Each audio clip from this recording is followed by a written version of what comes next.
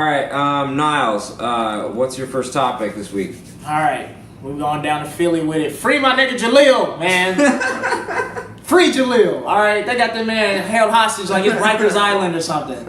Let the man play. If you're not gonna play him, trade him off. Sixers, like I don't understand. Like you drafted him up high. I understand he hasn't maybe lived up to the hype per se, but I'm not gonna sit here and act like Jahlil Okafor cannot play basketball. Like he's not even getting on the floor. You can tell he's frustrated. There's a lot going on with the team management and Jahlil Okafor right now. And so they say that no other team in the NBA is checking for him right now, which I don't necessarily believe either. So it's just like if you guys were in Philadelphia's, I guess, general manager spot, what do you do with Jahlil Okafor? Do you continue to just let a player with the talent that he has just sit on the bench because you don't think he fits in the system or you don't think he's playing hard enough? Or do you try to find a deal and try to trade him off or do something, or buy him out?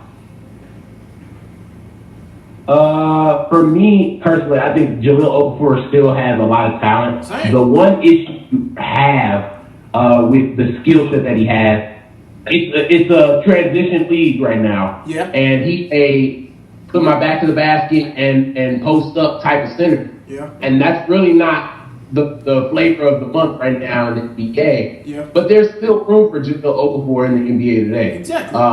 He might not be able to play 40 minutes, but he can give you 27, 28, 29 minutes and put up 17 and 2, no problem. Exactly.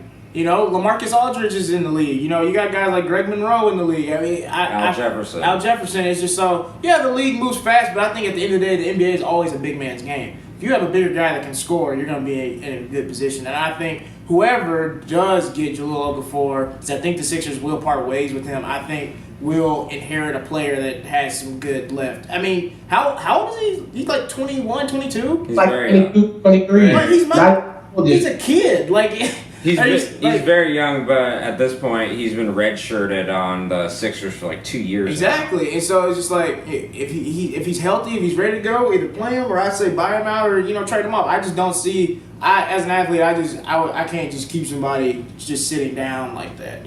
I have to figure something out.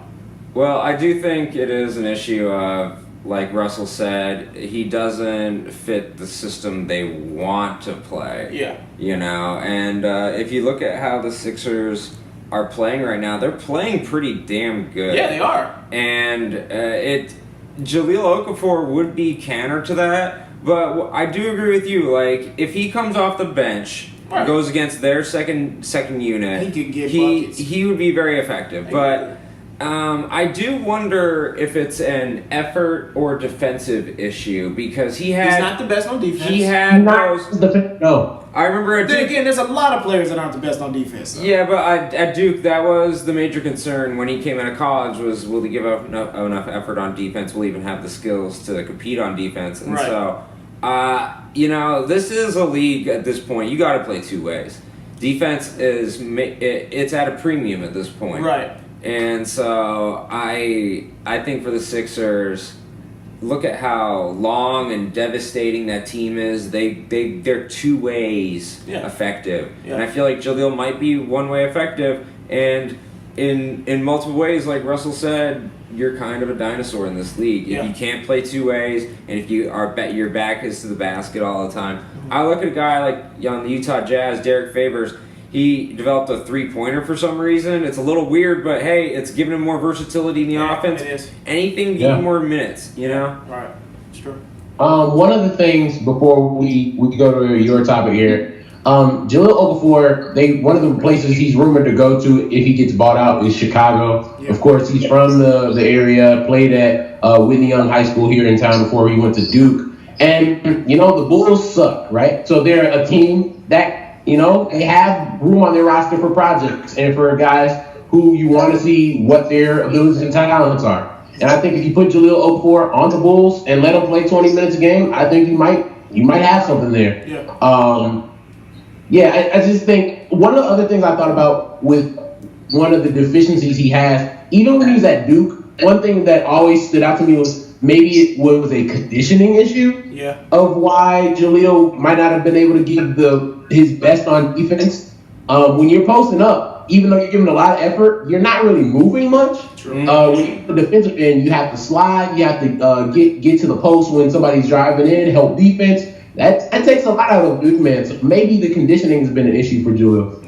Yeah, that's a good point. That kind of reminds me of Enes Kanter, plays for the Thunder. He's like this offensive guy, but he only works in spurts, and he's not always in the best shape. And he really starts to detract towards the fourth quarter. And then these guys who, they take off the effort on defense. Like, we see you. The eye is always in the sky now. And I think more than ever, people are noticing when you take a break on defense. Yeah, but it's just like he hasn't really had an opportunity to really show himself this new season. So I would like to see him get an opportunity to at least do something. He's on the payroll. He should be getting 15 to 25 minutes on the bench minimum. Right. Yeah. So hopefully he finds a new team. Free Jahlil. I love the Chicago trade. I think that's a great cool. spot for him. I think that'd be good. Yeah, free Jahlil, man.